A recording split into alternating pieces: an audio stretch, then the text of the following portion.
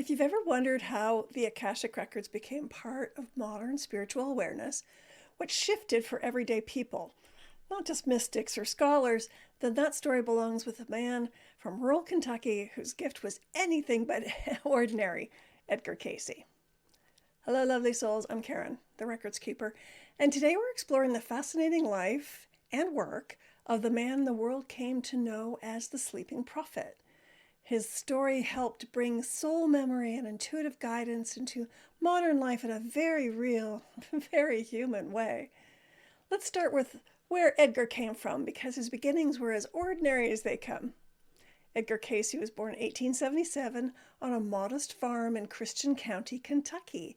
He grew up in a deeply Christian, working-class family, the kind of home where faith, farming, and humility shaped daily life. He wasn't a scholar or an academic. In fact, he only completed schooling up to the 9th grade before working simple jobs to help his family. Nothing in his early life hinted that he would ever become a major spiritual figure. But in 1900, everything changed.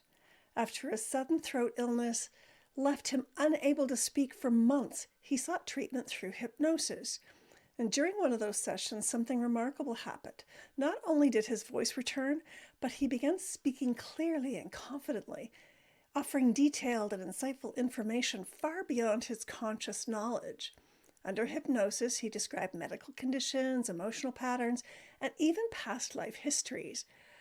What could have easily been dismissed as hypnotic imagination instead opened a doorway that would define the rest of his life. Word spread quickly. People began coming to him with questions about their health, life purpose, relationships, and spiritual struggles. And Cayce, lying on a couch in a sleep-like trance, answered with clarity, accuracy, and compassion. Over the next 40 years, he gave approximately 14,000 documented readings, carefully transcribed and preserved, covering everything from physical ailments and dreams to soul lessons, reincarnation, and spiritual truth. He didn't perform these readings for fame.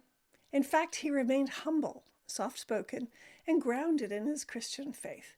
That's part of what makes his story so compelling. One of the most fascinating parts of Cayce's work is something he kept referring to as what he called the Book of Life. Let me show you what he meant by that. So in many readings, Cayce said he accessed information from the Book of Life. For him, it wasn't a symbolic idea or a poetic phrase.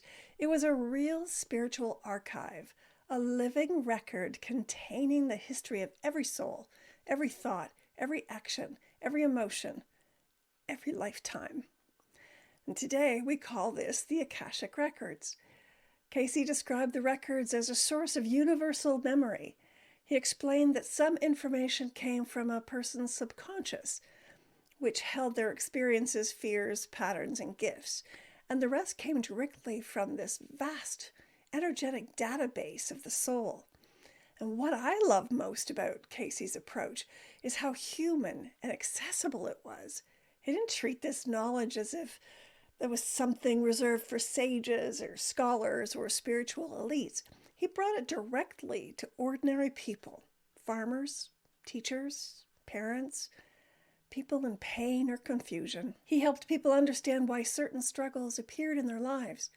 He offered insight into karmic patterns, emotional wounds, past life influences, spiritual gifts, and future potentials. He was, in many ways, the first modern bridge between ancient metaphysical ideas, reincarnation, karma, soul memory, and everyday people searching for meaning and healing. So why does Cayce's work still matter today? What can we learn from it? Well, Edgar Cayce had a way of reminding people that soul wisdom was not meant to be distant or complicated. His readings were given in simple, compassionate language. He offered guidance on physical health, emotional wellness, spiritual growth, and even life purpose, long before holistic healing became mainstream. And one of the biggest themes in his work was the relationship between body, mind, and soul. So he believed illness had emotional or spiritual roots. And this idea is now widely accepted in holistic health, but at the time it was revolutionary. He also emphasized free will. Even though the records held a person's past, Cayce taught that nothing was predetermined.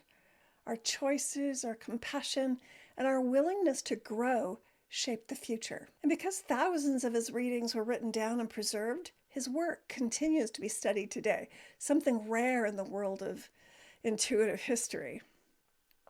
Now, one of the best ways to understand Cayce's gift was to look at how he helped ordinary people.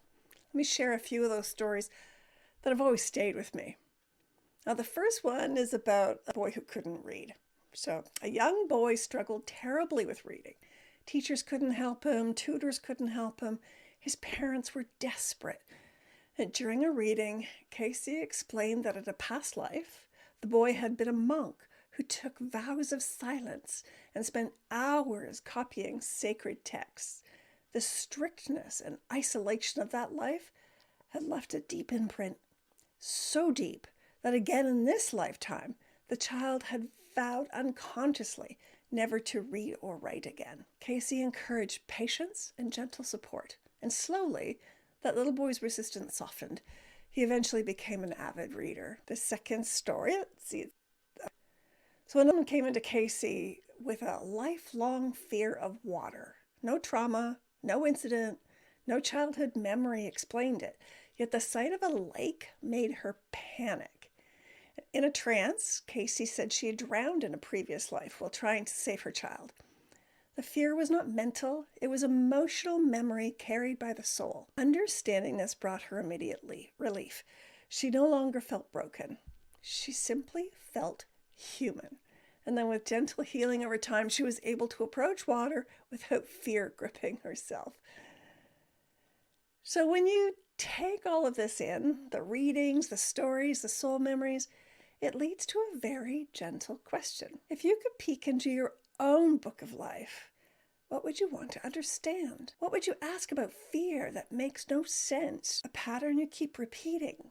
A gift you've always had but never trusted? Sometimes even asking the question is the beginning of a new chapter. And if this opens something for you, if it sparks curiosity or wonder, then I would love to invite you into the Record Keepers Circle. That's my online community where we explore the roots, teachings, and stories connected with the Akashic Records and how they can guide your life in a grounded and human way. The link is below. I'd be honored to walk this path with you. Thank you for being here with me. Until next time, light and love.